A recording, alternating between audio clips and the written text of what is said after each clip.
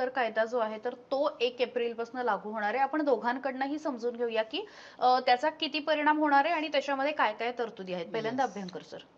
नमस्कार. बीजेपीने या बजेटची थीम गीता अशी असेल असं जाहीर केलेलं आहे.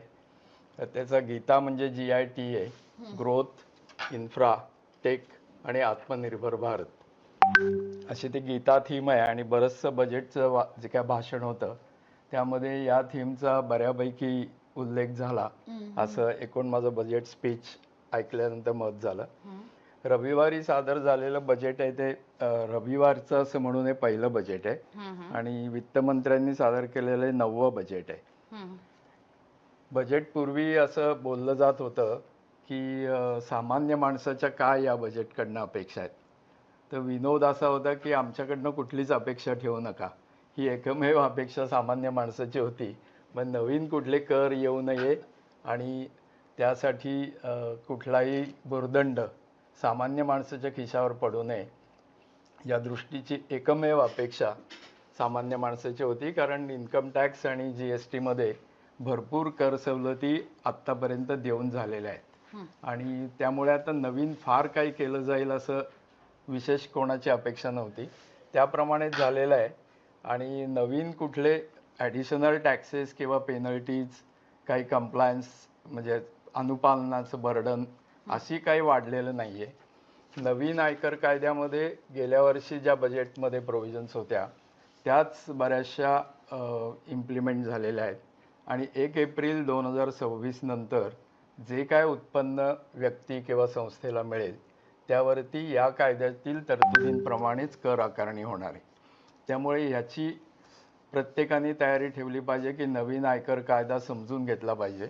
बराचसा तो कायदा हा जुन्या आयकर कायद्याप्रमाणेच जरी असला तरी काही मोठे बदल कर रचनेमध्ये या कायद्यामध्ये झालेले आहेत आणि ते गेल्या वर्षीच्या बजेटमध्ये त्याचं बरंचसं विवरण करून झालेलं आहे. बऱ्याच जणांना ते माहिती आहे.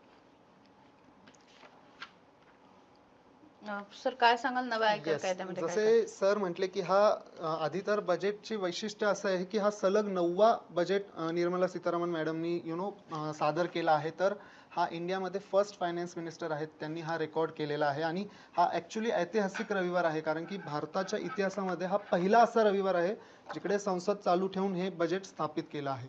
आता आपण इन्कम टॅक्स न्यू ॲक्ट जी येणार आहे त्याबद्दल सांगायचं झालं तर हे क्लिअरली अनाऊन्स केलं आहे की 1 एप्रिल 2026 पासून नवीन इन्कम टॅक्स ॲक्ट हा लागू होणार आहे. आणि त्यामध्ये माननीय अर्थमंत्री निर्मला सीतारामन यांनी आवर्जून असे नमूद केले आहे की यामध्ये सिम्प्लिफाईड रूल्स आणि सिम्प्लिफाईड फॉर्म्स असणार आहेत.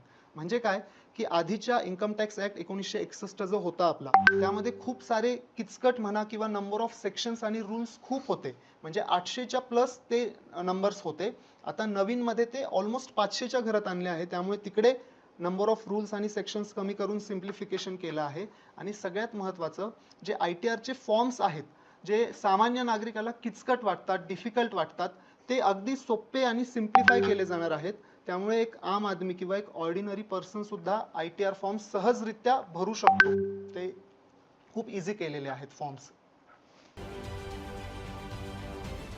महाराष्ट्रातील सर्व बातम्यांचे विश्वासार्ह व्यासपीठ. सकाळच्या सर्व सोशल मीडिया प्लॅटफॉर्मला लाईक, फॉलो आणि सबस्क्राईब करा. तसंच सर्व नोटिफिकेशनसाठी बेल आयकॉन प्रेस करायला विसरू नका.